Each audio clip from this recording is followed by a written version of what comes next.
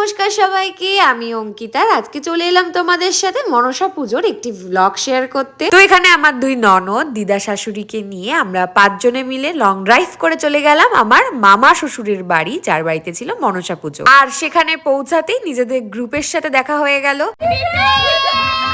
তো এই যে রোহন মামা আগেই পৌঁছে গেছিল ওখানে, আর ওরা একটু বেরিয়েছিল, আর তখন পড়ছিল প্রচন্ড বৃষ্টি। বৃষ্টিতে ভিজে কি অবস্থা।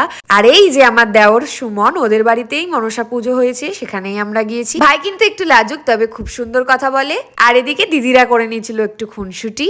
আর এই যে আমার ইয়ং দাদু শ্বশুর, যে কিন্তু আবার সালমান খানের মতোই ব্রেসলেট পরেছিল। আমাদের এই গ্যাংটা আমরা সবাই একসাথে হলে যেন আর কিচ্ছু লাগে না। আসলে আমাদের সম্পর্কে আমরা যেই নামেই থাকি না কেন, আমাদের বয়সগুলো পরপর হওয়ায় আমাদের মধ্যে কিন্তু খুব সুন্দর বন্ধুসুলভ একটা সম্পর্ক। সুমনদের পাড়ায় একটা বিশেষত্ব কি, মনসা পুজোয় ওদের পাড়ায় সবার বাড়িতেই প্রায় মনসা পুজো হয়, তাই আমরা একটু বেরিয়েছিলাম ঠাকুর দেখতে। আর এটা কিন্তু হচ্ছে বর্ষা, আমার ছোট্ট মাসি শাশুড়ি। আর এটা ছিল সুমনদের বাড়ির মনসা প্রতিমা। ঠাকুর দেখে এসে ঈশা এবার নিজের ট্যালেন্ট প্রদর্শন করছিল।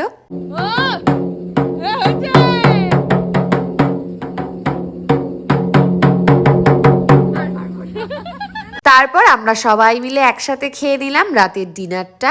এবারেই সবাই খেয়ে দিয়ে এনার্জি নিয়ে শুরু হয়ে গেল নাচ গান। সারা রাত প্রচুর নাচানাচি করে আর প্রচুর মজা করে সবাই মিলে এই দেখো ভোর 4:57 সময় এবার আমাদের পালা বাড়ি ফেরার।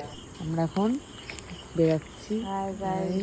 হাই গাইস, বিধ্বস্ত গাইস।